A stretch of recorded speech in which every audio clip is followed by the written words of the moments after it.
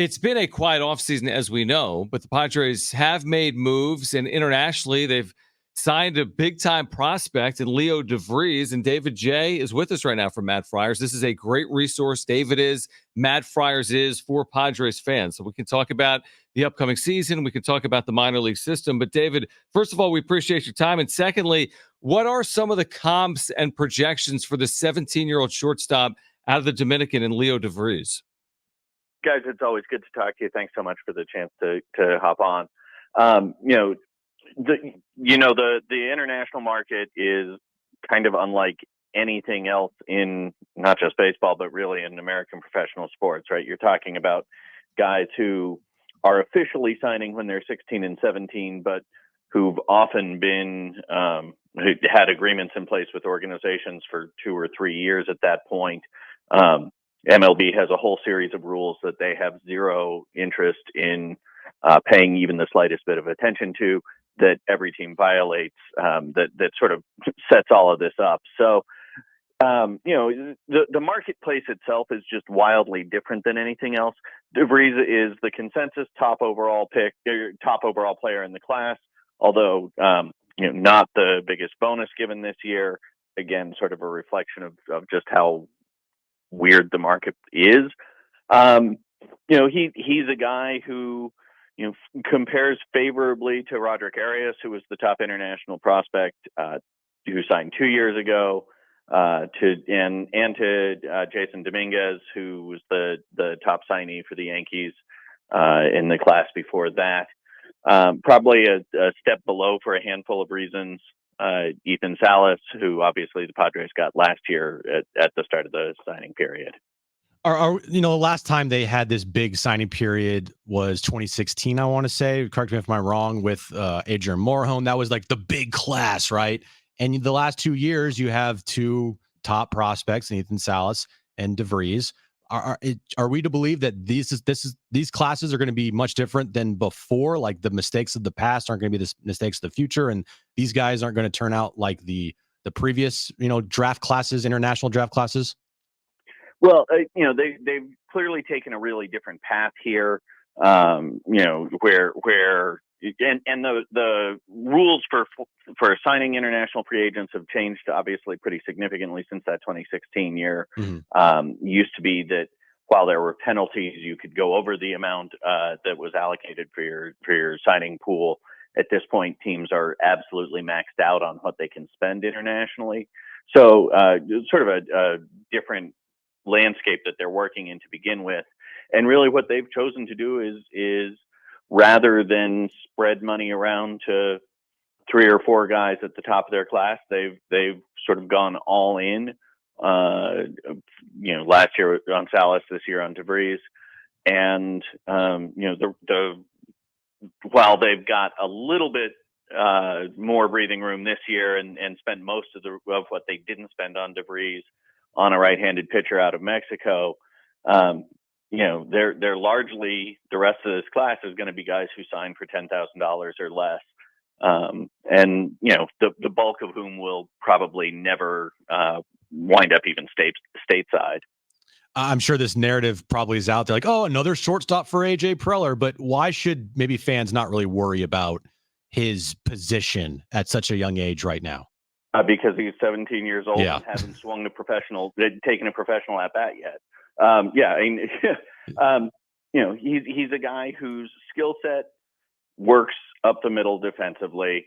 But I will just remind everybody that anything they've seen written in a public source is based on something that people have either heard secondhand, seen little, 15-second snips of film, or remember from when they last saw him publicly 3 years ago. So, you'll see, some notes that he may develop physically to the point that he moves off shortstop. But truly, until we actually see guys in camp and, what they look like on the field today, any projections for who's going to play where are more theoretical than anything. David J, MattFriars.com with us right now. Jon and Jim, San Diego Sports 760. What do you think the plan is for Jackson Merrill in 2024? Hopefully to continue to develop in the minor leagues. That's what would be best for both him and the organization going forward. They went into last year with him with the primary offensive developmental goal of recognizing which pitches he could really turn on and go after with authority. And he did a great job of that. He made significant strides pulling ball in the air while continuing to post remarkably low swing and miss rates, remarkably low strikeout rates. And he's got, 130 plate appearances at Double-A. He's got some significant areas that you'd want to continue to see him develop in. And, they, at the end of last year, started to move him around a little bit defensively, just to see where he might fit into the big league roster and a team that, currently is running pretty deep in shortstops. I think ideally you'd get him back out to San Antonio. You'd let him really show mastery of a level. He's been a very good performer at each stop, but you wouldn't say he's absolutely blown away the competition anywhere yet. Let him go back out, show mastery. If you really want to see whether left field is an option for him, give him, 900 innings out there. If you want to, play around with him at second base, you do that. But, there was talk last year in the Padres Twitterverse of Jackson Merrill breaking camp with the team last year. The idea of it happening this year is only slightly less laughable. Slightly, yeah. I like that, because I think a lot of people might be looking at this roster right now, and I'm sure you do too, is like, okay, the holes on it. One, who are they going to fill those holes with? And two, there is that scary situation where they may believe that the pieces inside the organization could fill those holes. If it's not Jackson Merrill, David, I mean, is there anybody in this system right now that you could say, yeah, major league ready outfielder or in, first base or DH or whatever the case may be? No, but I mean, if you're trying to fill the holes only with the guys who are currently in the organization, the best thing for the organization would be to do it with one of the minor league free agent signees that they've had, whether it's Oscar Mercado or somebody else in that collection. Trying to shoehorn guys who clearly are not ready for the big leagues yet into it would be the wrong solution to the current problem. But I also think trying to solve the problem of how do you fill holes on the roster when they're clearly not going to go into spring training with 5 empty spots on the 40-man roster. They're going to fill needs between now and when they get guys out to Peoria. And, I understand the fan base is anxious and antsy to see activity. It's not just Padres fans who are, antsy. You can, if your stomach is strong enough to wade into Cubs fan Twitter or Red Sox Twitter, there are lots of teams that are still trying to figure out what their 2024 rosters are going to look like. And, fans may not like the answers that come, but it's not going to be the empty spots that are currently there on the roster. David J. with Matt Friars with us right now on Jon and Jim. So kind of along that line, when you look at like the starting pitching market, for example, like maybe the Padres could spend 12, 13, 14 on a 1-year stopgap starter, or maybe they could trade some prospect capital and get someone that's controllable. We talked about like Alek Manoah yesterday with the Jays. What would you prefer? I mean, what do you think the organization preference may be? Spend the money? I don't know if they have it, 10 or 15 on a starter, or give up some capital to go get a major league starter right now? Yeah, I think the answer is probably going to wind up a little bit of both and, right? I mean, you're still in a place where the middle infield of the big league roster you currently have 3 guys on the big league roster who should represent the 2 starters in the middle infield. So, there's going to be, one would think, some movement there. And so, you start to look at, do you see a multiplayer package deal that includes Kim, and I certainly wouldn't think one of the top 5 guys in the system, but there are definitely some interesting prospects in the that when my top 30 list goes up on the site this week are going to be in sort of that 6 to 12 to 15 range that that have real value, and I think you wind up seeing. I'd be surprised if they don't have 1 or 2 trades in them before the season opens, and I'd be surprised if they didn't have 1 or 2 free agent signings. Not at the top of the market certainly, but guys who can help at the big league level on a 1 or a 2 year deal, and really get them through this year when they don't have guys who are ready to come up and contribute. But as you look ahead to 25, should be. But I think again, one of the things that the organization's done well over time is trade prospect capital in the off season when they aren't quite as under the gun as they are at the deadline. But when they get into trouble, it's because they sort of panic themselves into, we need to make a move to get a particular profile or a particular type of player. So, I think really the thing to watch is just that they don't get themselves too far into a corner where they make that sort of panic move. Everybody's savior, Ethan Salas of the franchise, still 17, turn 18 years old here pretty soon. And Dennis recently wrote a piece talking about Ethan Salas and his rise through the system, and mentioned like there could be discussion that, hey, seeing Ethan Salas in the late 2024 or even 2025, like could be a possibility from the organization standpoint for you, David. How big of a mistake could that potentially be? Well, and for all the talk about, he reached AA, I don't think there's anybody who thinks that was the ideal situation for him over, in terms of what happened last year. And so to focus on the fact that he did get that time in AA before he was shut down with a knee injury, I think it'd be nice to see a second exceptional month of performance from him before we start talking about where his big league career begins. When you look at when he did get out to Lake Elsinore, a couple days before his 17th birthday, which is remarkable and was really probably the appropriate thing given, not just the on-field performance and ability, but sort of the personality and being bilingual and all of those things. You go back and look, the first 4 weeks were fine for who he was. Then he had a stellar run for a month, and then the production really fell off. They had already essentially made the commitment to move him up, and they went ahead and rushed him ahead, even though the production was down. But really, I think probably a second exceptional month of success in his professional career before we're talking about his big league debut isn't entirely unreasonable to expect. And what things do you want to see him work on the most this upcoming year that he maybe struggled with last year?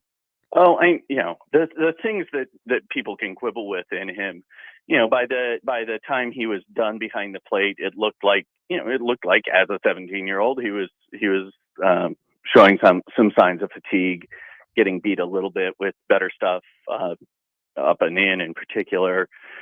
He looked a little bit fatigued on the defensive side.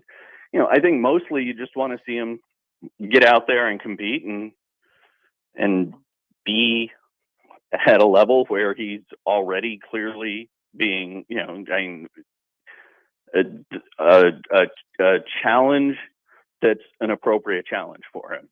I don't think you'd need to worry too much about, specific developmental goals until, again, you've seen another 200, 300, 500 plate appearances for him.